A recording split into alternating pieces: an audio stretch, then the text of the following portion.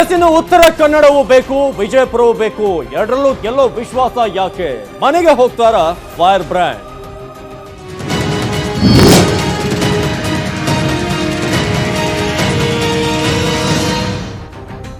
JDS ಪಾಲಿಗೆ ಉತ್ತರ ಕನ್ನಡ ಕ್ಷೇತ್ರ ಅನಂತಕುಮಾರ್ ಹೆಗಡೆಗೆ ಎದುರಾಳಿ ಯಾರು ಅನ್ನೋದು ಕಣದಿಂದ ಹಿಂದೆ ಸರಿದಿದ್ದಾರೆ ದೇಶಪಾಂಡೆ ಹನ್ಸನ್.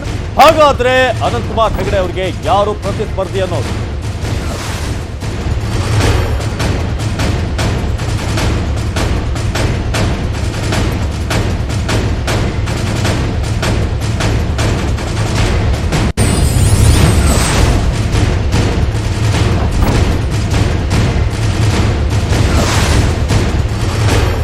ಜೆಡಿಎಸ್ ಪಾಲಿಗೆ ಉತ್ತರ ಕನ್ನಡ ಕ್ಷೇತ್ರ ಅಂತ ಈಗ ಹೇಳಲಾಗ್ತಿದೆ. ಹಾಗಾಗಿ ಅನಂತಕುಮಾರ್ ಹೆಗಡೆ ಅವರಿಗೆ ಎದುರಾಳಿ ಯಾರು, ಸಮರ್ಥವಾದಂತ ಎದುರಾಳಿ ಯಾರು ನಿಲ್ತಾರೆ? ಒಂದ್ ಕಡೆ ಕಣದಿಂದ ಹಿಂದೆ ಸರಿದಿದ್ದಾರೆ ದೇಶಪಾಂಡೆ ಹನ್ಸನ್. ಹಾಗಾದ್ರೆ ಅವ್ರು ನಿಲ್ದೆ ಹೋದ್ರೆ ಬೇರೆ ಯಾರು ನಿಲ್ತಾರೆ? ಜೆಡಿಎಸ್ ನಿಂದ ಸೂರಜ್ ನಾಯಕ್, ಆನಂದ್ ಅಸ್ನೋಟಿಕರ್ ಇಬ್ಬರ ನಡುವೆ ಯಾರಿಗೆ ಜೆಡಿಎಸ್ ನ ಟಿಕೆಟ್ ಸಿಗುತ್ತೆ? ಒಂದು ವೇಳೆ ಸಿಕ್ಕರೆ ಯಾರು ಅನಂತಕುಮಾರ್ ಹೆಗಡೆಗೆ ಸರಿಯಾದಂತ ಪೈಪೋಟಿಯನ್ನ ಕೊಡ್ತಾರೆ ಅನ್ನೋದು. ಅನಂತಕುಮಾರ್ ಹೆಗಡೆ ವಿರುದ್ಧ ಸಿಡಿದೆದ್ದ ಬಲಗೈ ಬಂಟ. ಹಾಗಾಗಿ ಈಗ ಅನಂತಕುಮಾರ್ ಹೆಗಡೆಗೂ ಕೂಡ ಒಂದು ರೀತಿಯಾದಂತಹ ಆತಂಕ ನಿರ್ಮಾಣವಾಗುವಂತಹ ಚಾನ್ಸಸ್ ಇದೆ. ಕಳೆದ ಬಾರಿ ಅನಂತಕುಮಾರ್ ಹೆಗಡೆ ಗೆಲ್ಲಬೇಕಾದ್ರೆ ಅದಕ್ಕೆ ಸೂರಜ್ ನಾಯಕ್ ಬಹಳ ಪ್ರಮುಖವಾದಂತಹ ಪಾತ್ರವನ್ನು ವಹಿಸಿದ್ರು. ಆದ್ರೆ ಈಗ ಅನಂತಕುಮಾರ್ ಹೆಗಡೆ ಅವರಿಗೆ ಸೆಡ್ ಹೊಡೆದು ಸೂರಜ್ಗೆ ಜೆಡಿಎಸ್ ನ ಟಿಕೆಟ್ ಸಿಗೋದು ಬಹುತೇಕ ಖಚಿತ ಆಗಿದೆ. ಹಾಗಾಗಿ ಫೈರ್ ಬ್ರ್ಯಾಂಡ್ ಏನಾದ್ರೂ ಮನೆಗೆ ಹೋಗ್ಬೇಕಾಗತ್ತಾ? ಒಂದಷ್ಟು ಆಂಟಿ ಇನ್ಕಂಬೆನ್ಸಿ ಕೂಡ ಇದೆ ಅವರೊಂದು ಕೆಲಸದ ಬಗ್ಗೆ. ಪರೇಶ್ ಮೇಸ್ತಾ ಕೇಸ್ನ ಹೋರಾಟದ ರೂವಾರಿ ಕೂಡ ಹೌದು ಸೂರಜ್ ನಾಯಕ್. ಹಾಗಾಗಿ ಹಿಂದೂ ಮುಖಂಡನಾಗಿ ಅಲ್ಲಿ ಅವರು ಬಿಂಬಿತರಾಗಿದ್ದಾರೆ, ಒಂದು ಹೆಸರನ್ನ ಗಳಿಸಿದ್ದಾರೆ.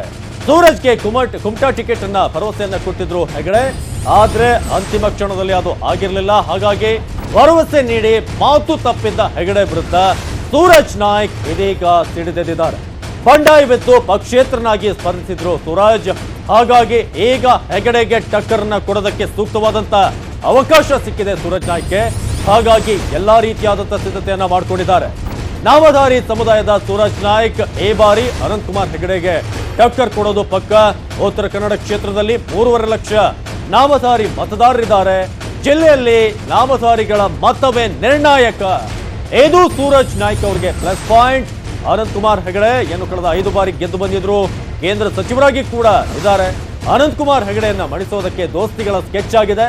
ದೋಸ್ತಿ ಮತಗಳು ಬಂದ್ರೆ ಸೂರಜ್ಗೆ ಗೆಲುವು ಪಕ್ಕ ಅನ್ನೋದು. ಕಾಂಗ್ರೆಸ್ ಮತ್ತು ಜೆಡಿಎಸ್ ನ ಮತ ಎರಡೂ ಕೂಡ ಸೇರಿ ಏನಾದ್ರು ಸೂರಜ್ ನಾಯ್ಕ್ ಅವರಿಗೆ ಸಿಕ್ಕಿದರೆ ಅನಂತಕುಮಾರ್ ಹೆಗಡೆ ವಾಪಸ್ ಮನೆಗೆ ಹೋಗುವಂಥದ್ದು ಪಕ್ಕ ಅನ್ನೋದು ಅಲ್ಲಿನ ಮೈತ್ರಿ ನಾಯಕರ ಲೆಕ್ಕಾಚಾರ.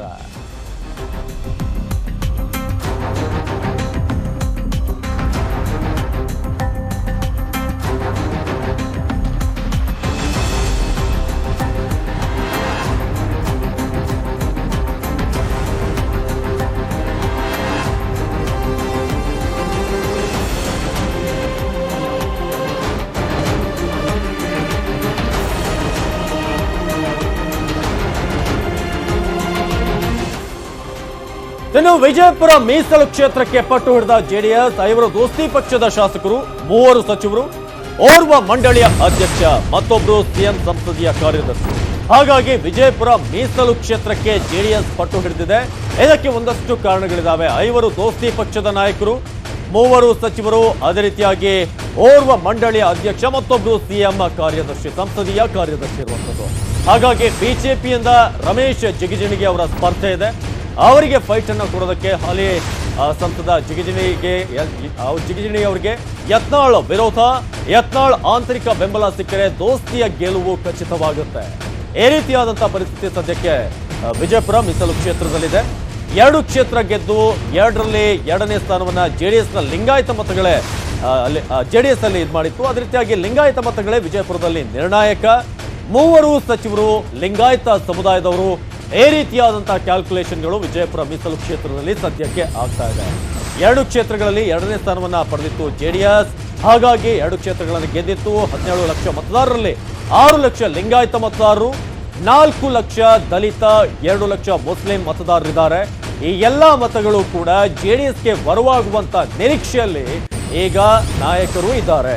ಇದೆಲ್ಲ ಕೂಡ ನಮಗೆ ಪ್ಲಸ್ ಆಗುತ್ತೆ ಅಂತ ಸಿಎಂ ಸಂಸದೀಯ ಕಾರ್ಯದರ್ಶಿ ದೇವಾನಂದ್ ಎಫ್ ಚೌಹಾಣ ಅವರು ಕೂಡ ಇರುವಂತದ್ದು. ದಲಿತ ಬಂಜಾರ ಸಮುದಾಯಕ್ಕೆ ಸೇರಿದಂತಹ ದೇವಾನಂದ ಹಾಗಾಗಿ ಎಲ್ಲಿ ಪಕ್ಕ ಜೆಡಿಎಸ್ಗೆ ಗೆಲುವು ಸಿಗುತ್ತೆ ಅನ್ನೋದು ದೇವಾನಂದ ಪತ್ನಿ ಡಾಕ್ಟರ್ ಸುನೀತಾಗೆ ಟಿಕೆಟ್ ಅನ್ನ ಕೊಡಿಸೋದಕ್ಕೆ ಪ್ರಯತ್ನಗಳು ಆಗ್ತಿದ್ದಾವೆ. ಒಂದು ವೇಳೆ ಅದು ಪ್ರಯತ್ನ ಯಶಸ್ವಿ ಆದ್ರೆ ಏನಾಗುತ್ತೆ, ಮತಗಳೆಲ್ಲ ಸೇರಿ ಅಲ್ಲಿ ಬರ್ತಾವ. ದೇವಾನಂದ ಸಹೋದರ ರವಿಗೂ ಕೂಡ ಟಿಕೆಟ್ಗೆ ಕೊಡಿಸುವಂತ ಯತ್ನ. ಯಾರಿಗೆ ಟಿಕೆಟ್ ನೀಡಿದ್ರು ಕೂಡ ಬಂಜಾರ ಮತಗಳು ಪಕ್ಕ ಸಿಕ್ಕೇ ಸಿಗುತ್ತೆ ಅನ್ನೋ ಒಂದು ನಿರೀಕ್ಷೆಯಲ್ಲಿ ಜೆಡಿಎಸ್ ಇದೆ. ಹಾಗಾಗಿ ಏನಾಗುತ್ತೆ, ರಮೇಶ್ ಜಿಗಜಿಣಗಿ ಅವರಿಗೆ ಟಕ್ಕರ್ ಕೊಡ್ತಾರ, ಎಲ್ಲ ಕ್ಯಾಲ್ಕುಲೇಷನ್ಗಳು ವರ್ಕೌಟ್ ಆಗುತ್ತಾ ಅನ್ನೋದು.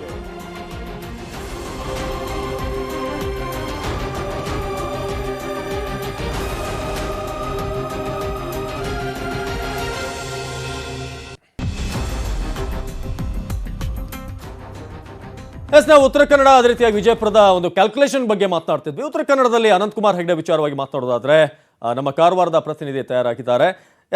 ಇದೀಗ ನಾವು ನೋಡಿದ್ರೆ ಉತ್ತರ ಕನ್ನಡದಲ್ಲಿ ಅನಂತಕುಮಾರ್ ಹೆಗಡೆ ಕಳೆದ ಒಂದಷ್ಟು ದಶಕಗಳಿಂದಲೇ ಅವರ ಪ್ರಭುತ್ವ ಇದೆ. ಈ ಬಾರಿ ಏನಾದರೂ ಚೇಂಜಸ್ ಆಗ್ಬೋದಾ ಅಲ್ಲಿ ಅಂತ?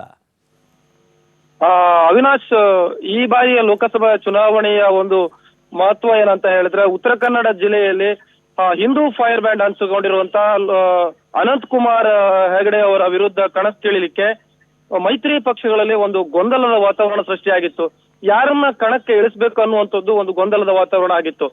ಆದ್ರೆ ಈ ಹಿಂದೆ ಪ್ರತಿಸ್ಪರ್ಧಿ ಆಗಿರುವಂತ ಸಚಿವ ದೇಶಪಾಂಡೆ ಅವರ ಪುತ್ರ ಪ್ರಶಾಂತ್ ದೇಶಪಾಂಡೆ ಅವರು ಕಣಕ್ಕಿಳಿಸುವಂಥದ್ದು ಅಲ್ಲಿಯ ವಾತಾವರಣ ಸೃಷ್ಟಿಯಾಗಿತ್ತು. ಆದ್ರೆ ಇತ್ತೀಚಿನ ದಿನಗಳಲ್ಲಿ ದೇಶಪಾಂಡೆ ಅವರೇ ತಮ್ಮ ಮಗನನ್ನ ನಿಲ್ಲಿಸುವುದು ಬೇಡ ಅನ್ನುವಂತ ಒಂದು ವಿಚಾರದಲ್ಲಿ ಹಿಂದೂ ಸಂಘಟನೆಯ ಮುಖಂಡ, ಈ ಹಿಂದೆ ಅನಂತಕುಮಾರ್ ಹೆಗಡೆ ಅವರ ಲೋಕಸಭಾ ಚುನಾವಣೆಯಲ್ಲಿ ಏನು ಪ್ರಮುಖ ಪಾತ್ರ ವಹಿಸಿಕೊಂಡಿರುವಂತಹ ಸೂರಜ್ನಾಗ್ ಸೋನಿ ಅವರು ಈಗಾಗಲೇ ಜೆಡಿಎಸ್ ನಿಂದ ಕಣಕ್ಕಿಳಿಯುವ ಒಂದು ಆಲೋಚನೆಯಲ್ಲಿದೆ. ಎಸ್ ಧನ್ಯವಾದ ಮಾಹಿತಿಗಾಗಿ ಮಂಜುನಾಥ್. ಅದೇ ರೀತಿಯಾಗಿ ಮಹೇಶ್ ವಿ ಶೆಟ್ಗಾರ್ ಮಾಹಿತಿಯನ್ನು ಕೊಡ್ತಾರೆ. ಮಹೇಶ್, ಈಗ ವಿಜಯಪುರದಲ್ಲಿ ಯಾವ ರೀತಿ ಕ್ಯಾಲ್ಕುಲೇಷನ್ ಇದೆ? ಜೆಡಿಎಸ್ಗೆ ಪೂರಕವಾದಂತಹ ಒಂದು ಇದು ಸಿಗುತ್ತಾ ಅಂತ ಎರಡೂ ಮತಗಳು ಸೇರಿ ಬಂದ್ರೆ? ಹೌದು ಅವಿನಾಶ್, ಜೆಡಿಎಸ್ ಯಾವ ಲೆಕ್ಕಾಚಾರದಲ್ಲಿದೆ ಅಂತಂದ್ರೆ, ವಿಜಯಪುರ ಜಿಲ್ಲೆಯಲ್ಲಿ 8ರಲ್ಲಿ 5ರಲ್ಲಿ ಮೈತ್ರಿ ಸರ್ಕಾರದ ಶಾಸಕರಿದ್ದಾರೆ. ಈ 5 ಜನ ಶಾಸಕರಲ್ಲಿ 3 ಜನ ಸಚಿವರಾಗಿದ್ರೆ, ಒಬ್ರು ಸಿಎಂ ಸಂಸದೀಯ ಕಾರ್ಯದರ್ಶಿ, ಮತ್ತೊಬ್ರು ನಿಗಮ ಮಂಡಳಿ ಅಧ್ಯಕ್ಷರಾಗಿದ್ದಾರೆ. ಅಷ್ಟೇ ಅಲ್ಲದೆ ಕಳೆದ ವಿಧಾನಸಭೆ ಚುನಾವಣೆಯಲ್ಲಿ ಬಿಜೆಪಿ ಮತ್ತೆ ಈ ಜೆಡಿಎಸ್ ಕಾಂಗ್ರೆಸ್ ಮೈತ್ರಿ ಪಕ್ಷಗಳ ಒಟ್ಟ ಮತಗಳನ್ನ ಅವಲೋಕನ ಮಾಡಿದ್ರೆ ಬಿಜೆಪಿಗೆ 4,36,000ಕ್ಕೂ ಹೆಚ್ಚು ಮತಗಳು ಬಂದಿವೆ. ಇದೇ ಒಂದು ವಿಧಾನಸಭೆ ಚುನಾವಣೆಯಲ್ಲಿ ಕಾಂಗ್ರೆಸ್ ಮತ್ತು ಜೆಡಿಎಸ್ ಮತಗಳನ್ನು ಸೇರಿಸಿದ್ರೆ 7.30 ಲಕ್ಷ 7,30,000 ಮತಗಳು ಆಗ್ತವೆ. ಇದನ್ನ ಲೆಕ್ಕ ಇಟ್ಕೊಂಡು ಜೆಡಿಎಸ್ ನವರು ಟಿಕೆಟ್ ಕೇಳ್ತಿದ್ದಾರೆ. ಅಷ್ಟೇ ಅಲ್ಲದೆ ವಿಜಯಪುರ ಜಿಲ್ಲೆಯಲ್ಲಿ 2 ಜೆಡಿಎಸ್ ಶಾಸಕರಿದ್ದಾರೆ. ಅದರಲ್ಲಿ ಒಬ್ರು MC ಮನುಗಳು ಸಚಿವರಾಗಿದ್ದಾರೆ, ಮತ್ತೊಬ್ಬರು ಸಿಎಂ ಸಂಸದೀಯ ಕಾರ್ಯದರ್ಶಿಯಾಗಿದ್ದಾರೆ. ಈ ದೇವಾನಂದ್ ಚೌಹಾಣ್ ಏನಿದ್ದಾರೆ, ಅವರು ಬಂಜಾರ ಸಮಾಜಕ್ಕೆ ಸೇರಿದ್ದಾರೆ. ಈ ಒಂದು ಹಿನ್ನೆಲೆ ಮತ್ತೆ ಬಿಜೆಪಿಯ ರಮೇಶ್ ಜಿಗಜಿಣಗಿ ಕೇಂದ್ರ ಸಚಿವರು ಇದ್ದಾರೆ, ಹಾಲಿ ಕೇಂದ್ರ ಸಚಿವರು, ಅವರು ದಲಿತ ಎಡಗೈ ಪಂಗಡಕ್ಕೆ ಸೇರಿದ್ದಾರೆ. ಅಷ್ಟೇ ಅಲ್ಲದೆ ಬಲಗೈ ಪಂಗಡ ಏನಿದೆ ದಲಿತಲ್ಲಿ, ಅವರು ಕಾಂಗ್ರೆಸ್ ನಿಂದ ಟಿಕೆಟ್ ಕೇಳ್ತಾ ಇದ್ದಾರೆ. ಈ ಕಾಂಗ್ರೆಸ್ ಟಿಕೆಟ್ ದಲಿತರಿಗೆ ಬಲಗೈಗೆ ಕೊಡದೆ ಹೋದ್ರೆ ಅವರು ಕೂಡ ಜೆಡಿಎಸ್ ನ ಬೆಂಬಲಿಸ್ತಾರೆ ಎಂಬ ವಿಶ್ವಾಸದಲ್ಲಿ ಬಂಜಾರ ಸಮಾಜದವರು ಇದ್ದಾರೆ. ಈ ಒಂದು ಲೆಕ್ಕಾಚಾರ ಇಟ್ಕೊಂಡು ಒಟ್ಟಾರೆ ಕಳೆದ ವಿಧಾನಸಭಾ ಚುನಾವಣೆಯಲ್ಲಿ ಒಂದು 7,30,000ಕ್ಕೂ ಹೆಚ್ಚು ಮತಗಳನ್ನು ಏನ್ ಜೆಡಿಎಸ್ ಮತ್ತೆ ಕಾಂಗ್ರೆಸ್ ಪಡೆದಿದ್ದು, ಇವುಗಳನ್ನ ಬಿಜೆಪಿ ಹೋಲಿಸಿದ್ರೆ ಅಜಗಜಾಂತರ ವ್ಯತ್ಯಾಸ ಆಗುತ್ತೆ. ಎಲ್ಲ ಮತಗಳು ಕ್ರೋಢೀಕರಣವಾದ್ರೆ ತಮ್ಮ ಅಭ್ಯರ್ಥಿ ಗೆಲುವು ಸಾಧ್ಯ ಆಗುತ್ತೆ ಅಂತ ಲೆಕ್ಕಾಚಾರ ಇಟ್ಕೊಂಡು ಜೆಡಿಎಸ್ ನವರು ವಿಜಯಪುರ ಟಿಕೆಟ್ ಕೇಳ್ತಾ ಇದ್ದಾರೆ. ಅವಿನಾಶ್, ಧನ್ಯವಾದ ಮಾಹಿತಿಗಾಗಿ ಮಹೇಶ್.